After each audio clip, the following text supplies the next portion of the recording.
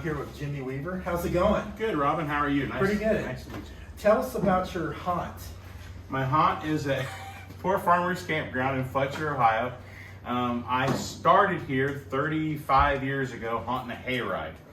And then after that, I left and went a couple other places doing haunted houses, full-blown houses. And now they've asked me to come back, and we've been back here for about 4 years now doing this haunted shelter for them.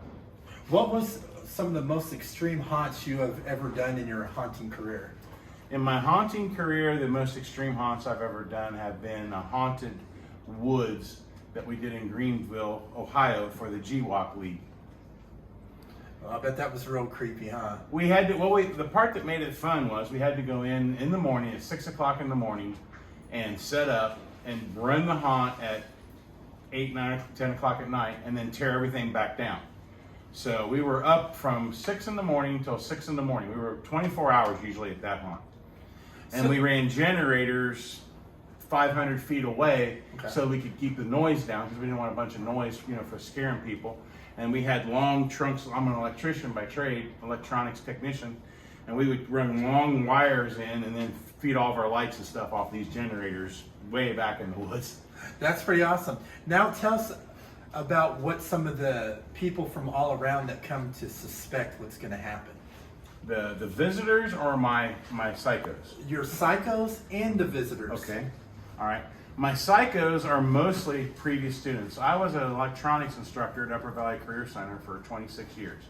So most of my psychos, as we call us, we psychos, most of them are by past students. They just would start helping with the haunts, fell in love, and have stuck with me ever since.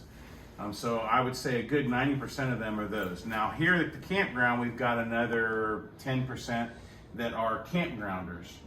People that are here camping permanently throughout the year. I've got a lot of them helping. And this year I have a lot of young kids coming in to help. I say like 8, 9, 10-year-olds because they want to learn what to do. And quite frankly, we're getting old. I've been doing this 35 years. You need to pass it to the next generation. Trying to get this going with the next generation, yep. Wow. So when they get into it, are some of them get into method acting? Yes, absolutely. It's like get your absolutely. This year in particular, one of my students, Sophia, she wanted to do the gallows. She wanted to hang from the gallows. So she had always been a nun for me, and she has a really cool screen. As a matter of fact, if you'd like to meet her, she's standing right over there. Come over here a minute, Sophia. Hi. So, Sophia, do your screen for me. I know you can still do it. Right now? Yes. Stay right here, do it right for the camera. Oh, okay. Are you all ready? Yes. Okay. Wow! Wow! And as you can tell, that really takes a lot on the vocal cords. Thank you, Sophia.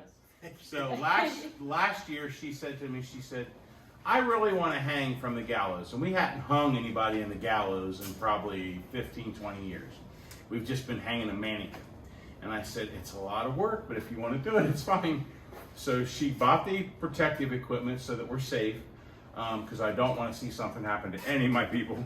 I was going to ask you about how she does it when she hangs. She's got the noose, the actual noose around her neck. But she also has a full-blown body harness, like a harness that helps when she drops, like you would wear for fall protection. Which we'll get you a video of her actually doing her thing, so you can put it in your cast and people can see what we're talking about. Okay. So when she actually drops, she's actually hanging from a safety harness that you would find in an actual. Someone's phone's ringing. Go tell Tony I can't talk. And it's actually not tied to anything in the gallows. When we get back, you can see some pictures of the gallows. So if any other DIYers out there want to do it, they can do it. The rope just goes up across the top and back down the back, so we didn't tie it. So if something would malfunction or happen, she's not going to be the rope will slide through the hole and she'll be fine. We hope. She might get a rope burn. But.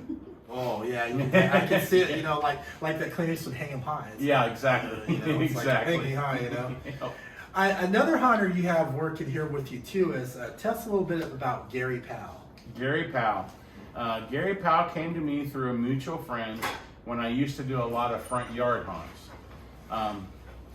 Before we started actually doing the haunted houses, I would go to friends' houses and haunt their front yard during the city trick-or-treats. We used to do Piqua, we used to do Russia, we used to do Troy, all Ohio. So we would do a lot of these set everything you're going to see in the haunt, we would set up in these people's front yards. So it was pretty awesome, you know. And Nate Fail would come to me. He was one of my students. He was one of my psychos. He did my Michael Myers, and he did a fantastic Michael Myers. Well, when he joined the military, the Air Force, and went into the Air Force, he could no longer do it. Obviously, he was stationed, you know, way away.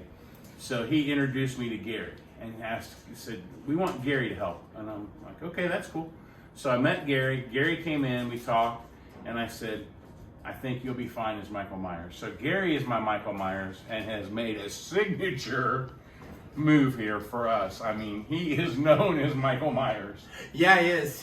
I think he lives it like 24/7 because Yes. everywhere he goes, he always likes to put that mask on, Yep. and he's like real realistic. Yep. And this year he wanted to take our haunt to the new movie level. So we made a whole new prop set for him. We have a burning house on fire. We actually brought in a fireman who is new to the psychos, to the Weave psychos, and he fights the fireman in the set. That's wild. Oh, it's really cool. Yeah, we'll have to try to get you a snippet of that when they get here. I feel sorry for the guys from the firefighters. Well, because Gary gets way into it. Right? I mean, Yes, he does. I mean, more than method acting. He Yes. thinks he is really the boogeyman. And I warned the firefighter before he got in. I said, "Look, Gary is and I don't know do we call them professional wrestlers or amateur wrestlers? Professional wrestlers?" No, he's a professional wrestler. Okay, I didn't know what that league was called, so I apologize. a That's professional wrestler. He's in the Indies. Okay. And then you got the Big Show. So Okay. So I warned him he was in professional wrestling and he's got some moves, you know. I said, he's going to put some moves on you. And the firefighter said, "Hey, if it's going to help your cause, I'm willing and I'm ready." So. All right. So where can everybody find you on social media so they can come out here and check out your haunt? We are on Weave's Psycho Haunted Shelter, and that is on Facebook. And right now, that's the only media platform we're using.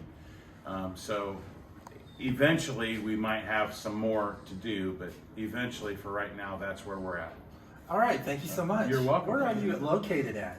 We are located in outside Fletcher, Ohio, in Poor Farmers Campground.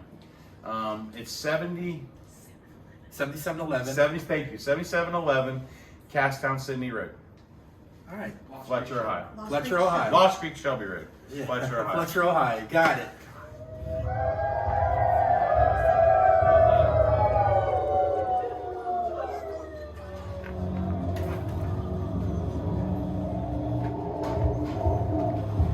No, Michael! No!